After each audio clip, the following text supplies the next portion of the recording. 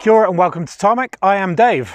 I'm Matthew, and behind us here is the long-awaited 2021 Mazda BT-50.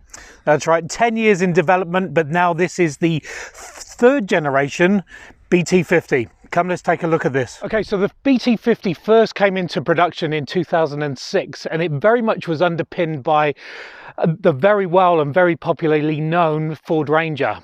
This one now is the third generation, and it's really underpinned by the Isuzu D-Max. So there's a lot of the underpinnings to do with the D-Max and also the engine. But it really has stamped, or Mazda really has stamped their Kodo design on it. Let's take a closer look. Okay, so the shell, the mirrors and the engine are very much D-Max, but look at it. If you are a Mazda owner or have seen a Mazda nowadays, and who hasn't, really, this looks like any other Mazda out there, and that's a good thing. This could be any of their SUVs, any of their cars, very much in the Mazda family. Look at this nice giant Mazda grille.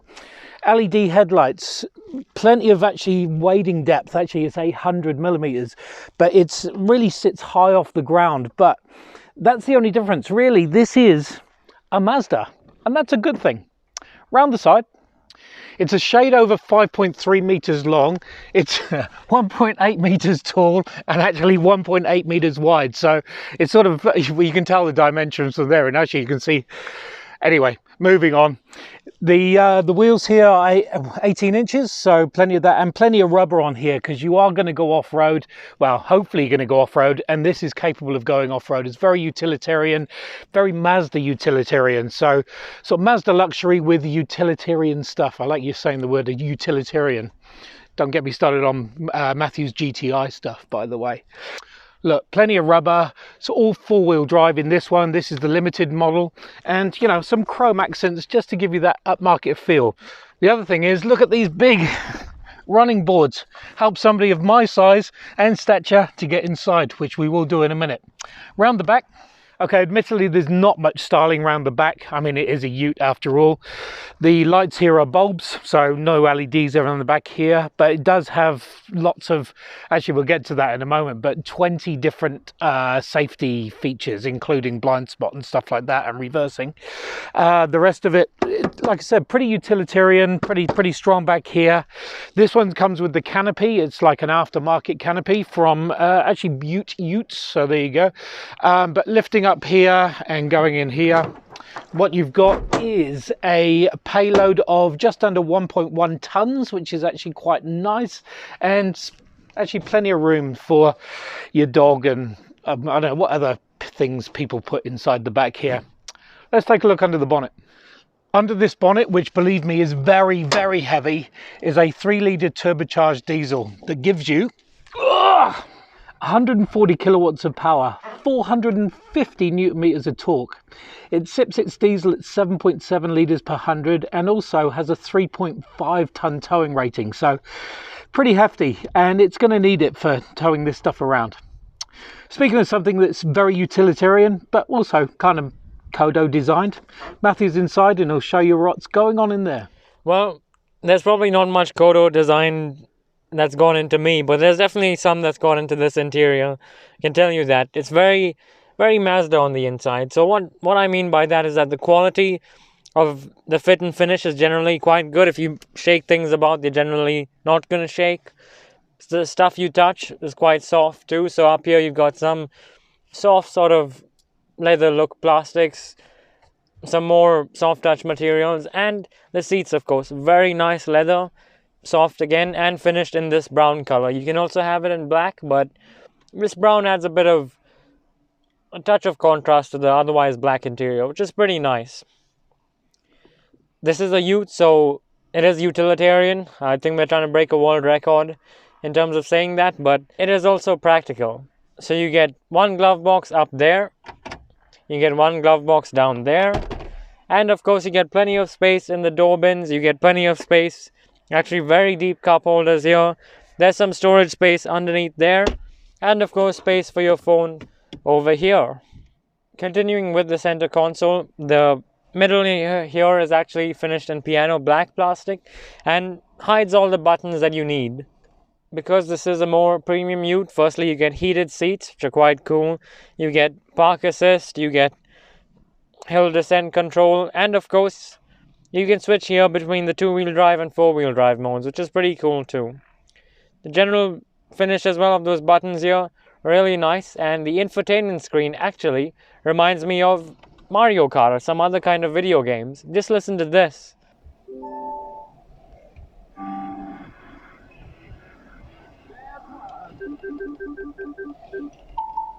Speaking of the infotainment screen, let's go jump into that. So the infotainment screen, as you can see, is a little bit different to what we're normally used to from Mazda. There's no rotary knob in the middle, and sort of the layout is a bit different as well. But still, it sticks with that Mazda theme of being, simple and well designed. So everything over there, well labeled, your radio, Bluetooth audio, stuff like that. But you also do get wireless Apple CarPlay and Android Auto, so it's pretty cool and pretty high tech over there. Sticking with the technology, let's take a look at that digital instrument cluster.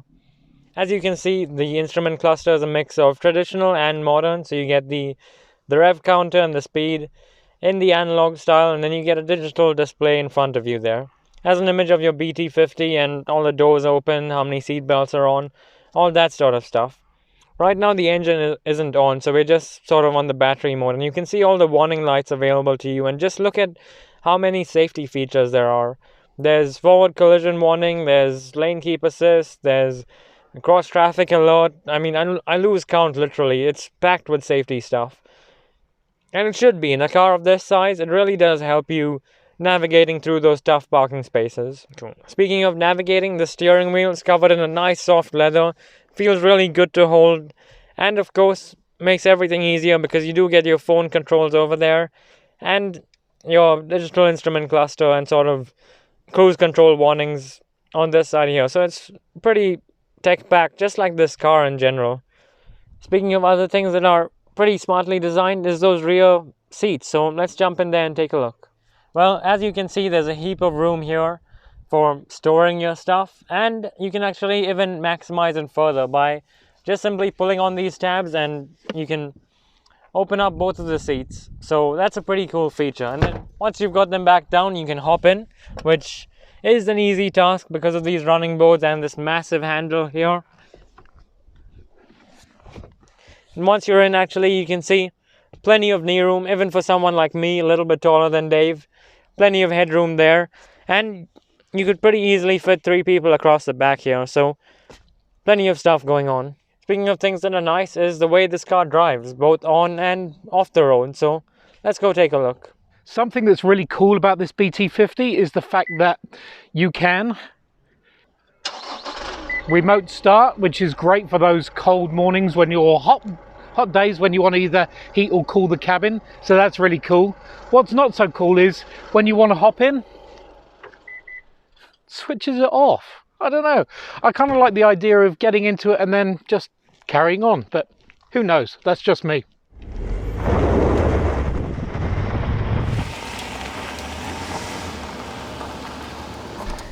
I'm actually shocked to say that I haven't driven either of the first 2 generation BT-50s, or I guess affectionately known as Rangers.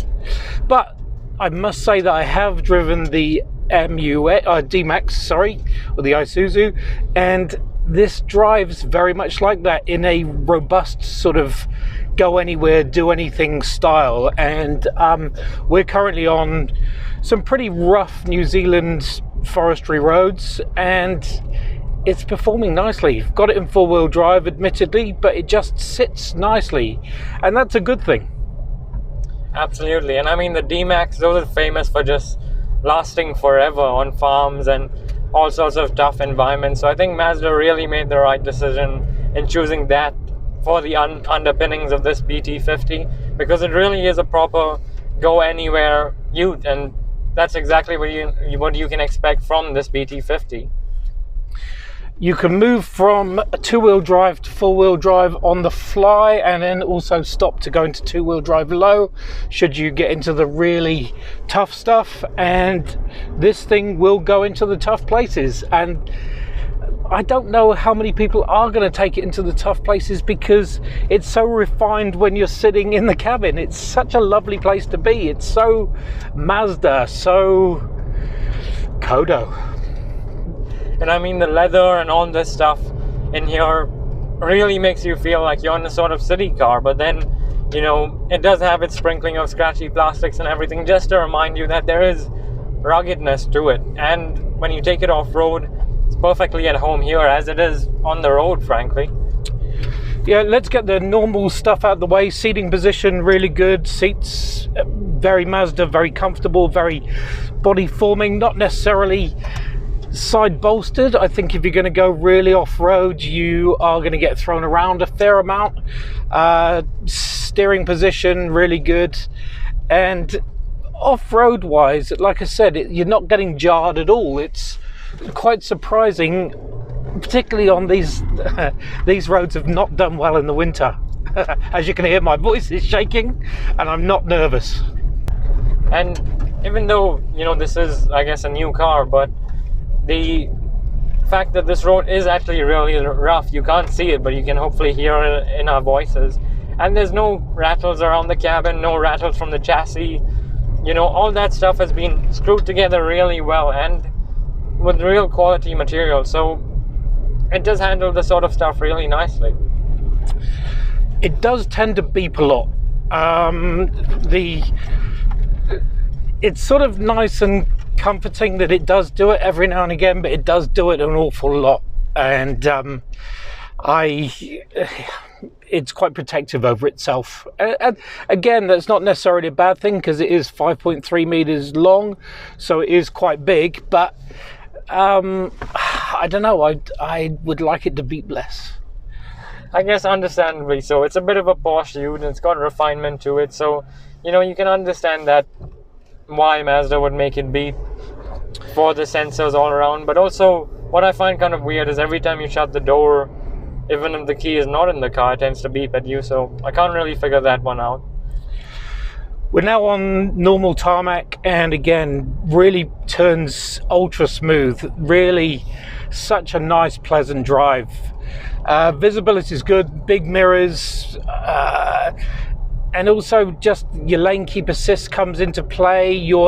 As I said earlier, there's 20 different safety features and driver aids that go into this vehicle. Adaptive cruise control, lane keep assist, blind spot assist, blind spot alert, rear cross traffic alert for when you're reversing out of those parking mall spaces. The list goes on. Actually, it goes on another 16 times. And we do know that Mazda care a lot about passenger safety, so for them, obviously, in any car, it's a high priority. And in a car like this, you know, a bigger car, it's, I guess, an even more higher priority, if you like. You do sit high, you do lord over everything, and 800 millimeters of wading depth is very cool, should you ever go anywhere near water. But puddles would be great. Just so much fun in puddles, I'm sure. Space-wise, round the back, as Matthew showed you, loads of space between us, and also, should he ever sit in the back, plenty of height there, and so practical, so good as far as that goes. And also just the Kodo design, looking at the front, as I pointed out at the start, it's hard to say, you know, if you squint, it's hard to say what vehicle it is in Mazda's cool lineup. Yep, there's very much that traditional Mazda grille with a nice emblem on the front.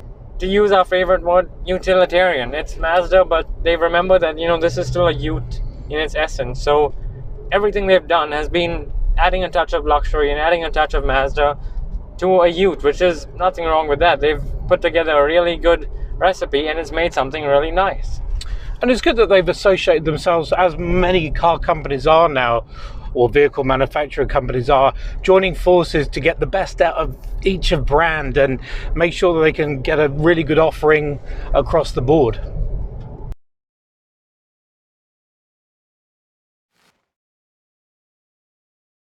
So there you have it, the third generation BT-50.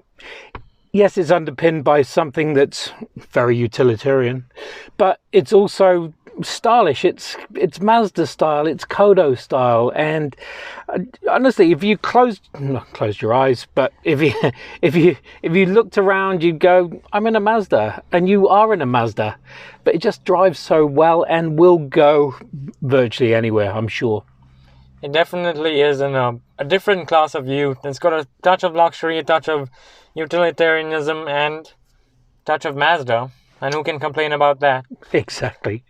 Now I'm going to go back to pressing these beeps and getting my high score in whatever game that I'm going. Anyway, thanks for watching. Make sure you subscribe. It will be around here somewhere. And see you in the next one.